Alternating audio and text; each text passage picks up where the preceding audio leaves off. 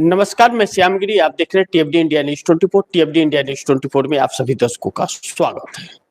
मोदी सरकार के लिए अचानक बुरी खबर ईरान से आ गई।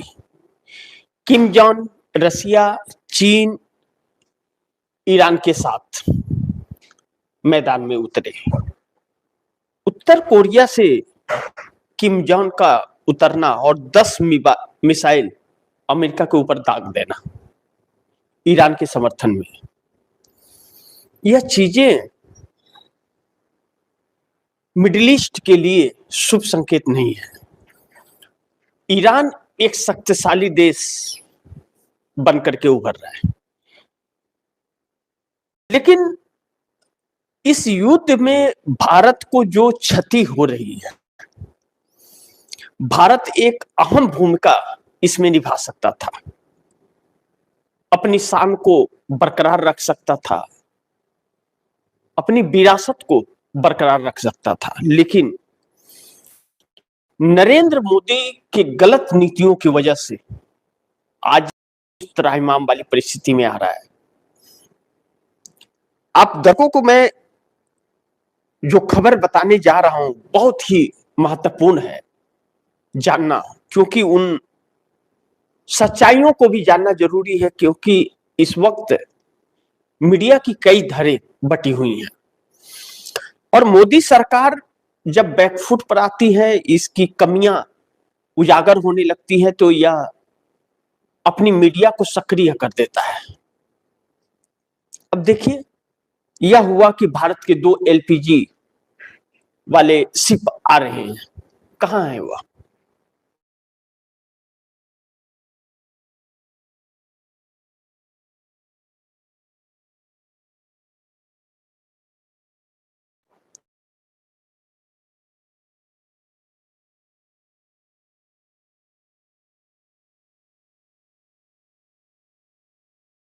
की टेंशन बहुत बड़ी दुविधा में डाल दिया। ब्रिक्स का प्रभाव क्या पड़ेगा? अब आप दर्शक इसे बड़ी ध्यान से समझिए। ब्रिक्स का अध्यक्ष भारत है और ब्रिक्स के अंदर ईरान भी है, रसिया भी है और चाइना भी है। यह महत्वपूर्ण है, पावरफुल जिसको कहते हैं। ब्रिक्स का रसिया अध्यक्ष नहीं है, चाइना नहीं है, जबकि रसिया और चाइना दोनों हमसे ऊपर है। हम उसके अधीन हैं, लेकिन हम अध्यक्ष हैं। वह सम्मान हमें मिला हुआ है। तो उस सम्मान को बरकरार रखने के लिए अब ईरान ब्रिक्स के अंदर है।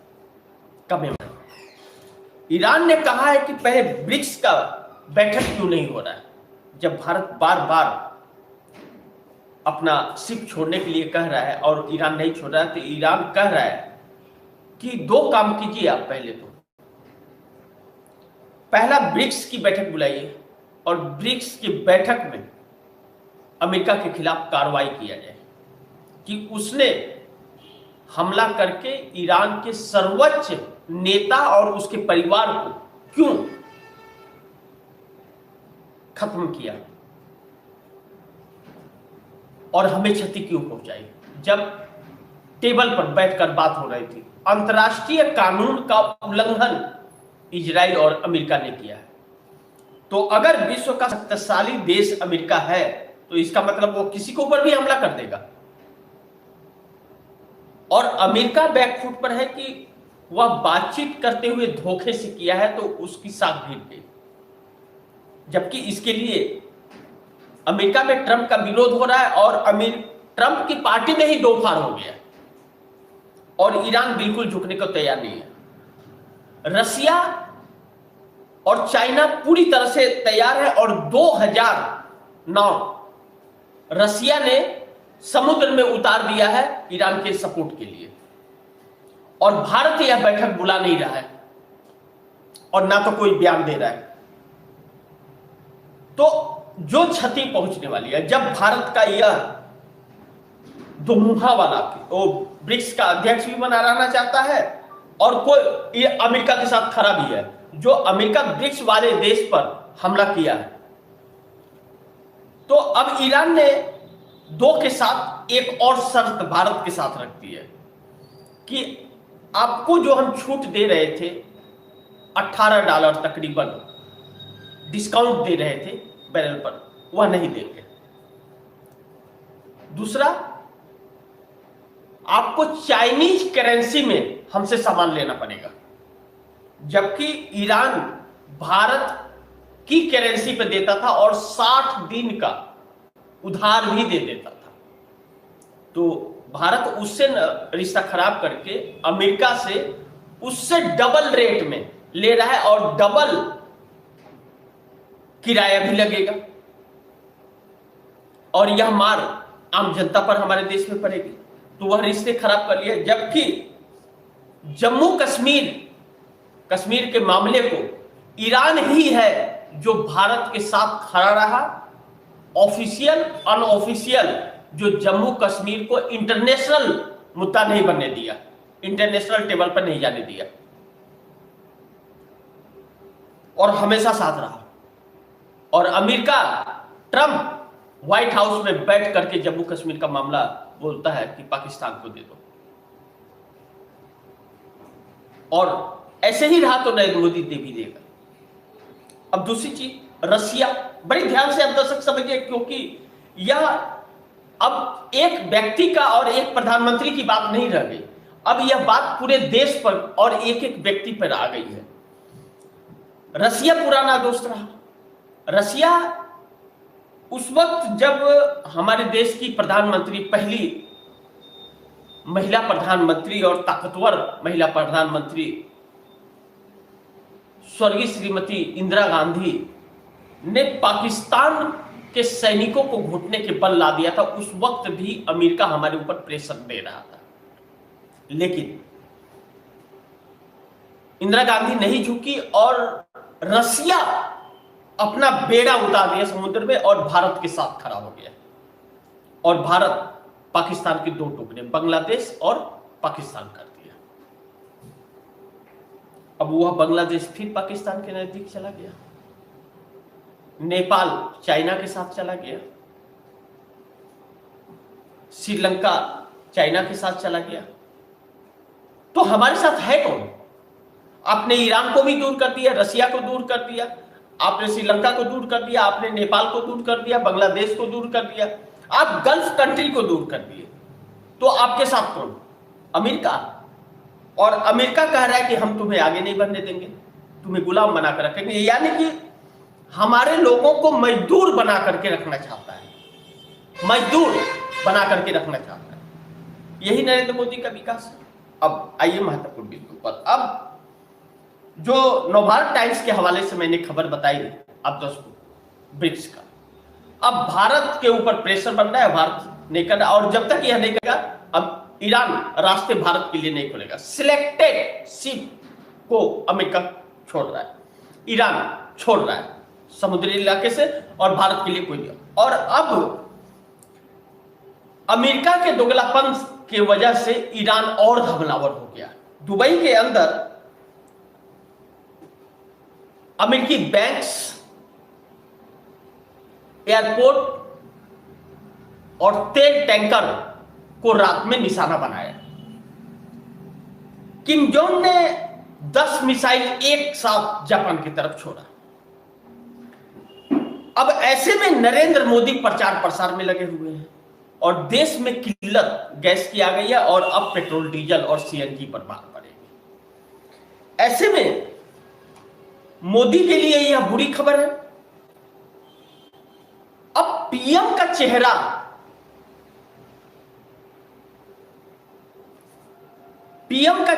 बदल जाएगा, ईरान ऐसे ही लड़ता रहा तो। ईरान ऐसे ही लड़ता रहा तो पीएम का चेहरा बदल जाएगा। और वह कौन बदलेगा? आप ध्यान से समझिए, बड़ी ध्यान से समझिए इसे। अब एनडीए की सरकार है और एनडीए की सरकार में सब स्वार्थी हो गए हैं इस वक्त। नीतीश कुमार की अलग डफली है, भाजपा की अलग डफली है, चिराग पासवान, एकनाथ शिंदे, इन लोगों की अलग अलग डफलियां हैं। लेकिन इसमें चंद्रबाबू नायडू ऐड नहीं हो रहे हैं तो साफ, लेकिन ऐड नहीं हो रहे हैं। एक बात यह समझ नहीं आ रही कि चंद्रबाबू नायडू को और किस चीज का इंतजार है? क्या पूरा भारत खत्म हो जाए? लेकिन देश की जनता जो है, जिस तरह से सड़क पर आ रही है, नोटबंदी या कोरोना का जो हालात था और यह इस वक्त जो हालात है, बहुत ही डिफरेंस है। यह डिफरेंस जो है, यह एक आक्रोश उत्पन्न कर रहे हैं आम जनता के अंदर। अब इसमें नरेंद्र मोदी का जो वह पाखंड भ्रमित करने वाला था, वह नहीं चल पा रहा है। जब नहीं चल पा रहा है तो जनता भयावह बेकाबू हो रही है सरकार के खिलाफ, क्योंकि उसे गैस की किल्लत, पहले तो गैस का हर कोई अब आदी हो गया है। जैसे जियो सिम आया था तो फ्री में मिल रहा था, फ्री में बात कीजिए, फ्री में सुनिए, फ्री में नेट यूज कीजिए, रात दिन लगे रहिए, और स्पीड भी अच्छी। आप एयरटेल बाकी के सिम छोड़ करके आप जियो में कन्वर्ट करा रहे थे, जियो ले रहे थे, मजे मारे लोगों ने साल भर के करीब। उसके बाद सबसे महंगा जियो हो गया ना। अब वही हाल यहां है, और अब शंकाएं इसलिए और ज्यादा बढ़ रही हैं क्योंकि अमेरिका किस दिन भारत के धरती का इस्तेमाल कर देगा ईरान के लिए, इसकी कोई गारंटी नहीं है, और नरेंद्र मोदी करवा देगा, जिसका शिकार इस देश की जनता हो जाएगी। अभी एलपीजी न मिल पाने के कारण लोगों के लाइन जो लग रहे हैं, या गुस्सा उठ रहा है। हर किसी के घर में एलपीजी है और वह मिल नहीं रहा है, और मिल रहा है तो जरूरत से ज्यादा पर मिल रहा है। कहीं है, कहीं नहीं है, कहीं है तो पर्ची, तो केवाईसी, तो क्या तो सर्वर, इसकी समस्याएं आ रही हैं। तो अब जनता बेहाल हो रही है। और दूसरी चीज, क्रूड ऑयल जो कच्चा तेल है, वह कल क्या रेट होगा, मार्केट बचेगा भी या पूरी तरह से स्वाहा हो जाएगा मार्केट, यह कहना बड़ी रिस्क है अभी। क्योंकि यह कहा जा रहा है कि कल जब मार्केट खुलेगा तो 116 के रिकॉर्ड को पार करके 120 के ऊपर जाएगा, तो इतना में पूरा शेयर मार्केट तबाह हो जाएगा। मार्केट के जानकारों का यह कहना है कि मार्केट में आग के सिवा कुछ बचेगा नहीं, और अडानी को भरपूर इसमें मदद मिल रही है। अब यह नरेंद्र मोदी का फैसला इजराइल और अमेरिका के साथ भारत के लिए 2-3 तरह से मार कर रहे हैं। एक तो महंगा सौदा और जरूरत भी न पूरा हो पाना, और पुराने दोस्त और सस्ते सामान जो आ रहे थे उसको अमेरिका के दबाव में छोड़ देना। इसमें आरएसएस, भाजपा, अडानी, अंबानी, इन 4 लोगों को फायदा है। आरएसएस को बात है, माल पूरा मिल रहा है, भाजपा को है, माल पूरा मिल रहा है इसे, अडानी पूरा गैस ब्लैक हो रहा है, अडानी का ग्रीन एनर्जी एकदम आसमान छू रहा है, दुनिया लूट रही है और अडानी बढ़ रहा है। और अंबानी $300 बिलियन अमेरिका के रिफाइनरी में इन्वेस्टमेंट करेंगे, भारत से नहीं। और जामनगर रिफाइनरी बंद हो जाए तो आश्चर्यचकित मत रखिएगा। अब ऐसे में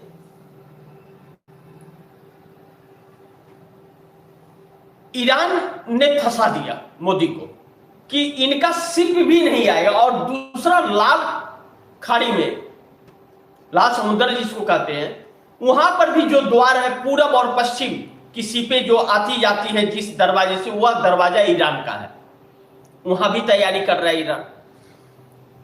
अब ऐसे में अगर ईरान इसी तरह करता रहा, इसी तरह लड़ता रहा रणनीति से, तो मोदी का प्रधानमंत्री का चेहरा तो इस देश की जनता को मजबूर होकर बदलना पड़ेगा और इन सभी नेताओं को भागने का आड़ नहीं मिलेगा। दूसरा जो बड़ी महत्वपूर्ण है, 2 पॉइंट्स जो बड़ी चर्चा करना बहुत जरूरी है। पहला, किम जोंग अचानक ईरान के साथ मैदान में उतरकर अमेरिका को चौंका दिया। अब किम जोंग ने कल 10 मिसाइल छोड़े अपने। अब मिडिल ईस्ट के अंदर जो देश है, मिडिल ईस्ट में, वहां जहां जहां अमेरिका के व्यापारिक संबंध हैं या बेस हैं, उन सबको टारगेट कर रहा है। और जब से ईरान के तेल अवीव पर हमला अमेरिका ने धोखे से किया है, तो ईरान तेल टैंकरों को ही सबसे ज्यादा निशाना बना रहा है।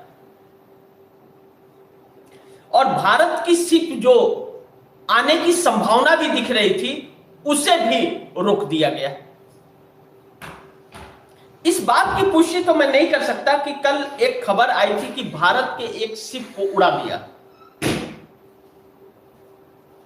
लेकिन ऐसा करने में ईरान हिचकेगा नहीं, यह बात जरूर कहा जाता है, क्योंकि भारत दो मुंहा जैसा बीच में लटका हुआ है। ऐसे में किम जोंग जो है उत्तर कोरिया का, उसे हर कोई जानता है और उसके पास जो मिसाइलें हैं वह मिसाइल पावरफुल और उसके रेंज जो है वह अमेरिका शहर के अंदर मिसाइल छोड़ सकता है और वह ईरान के साथ आकर के खड़ा हो गया है। तो सोचिए कि ट्रंप की मुश्किलें कितनी बढ़ रही हैं, और ट्रंप की बढ़ रही है तो नरेंद्र मोदी का क्या हाल होने वाला है।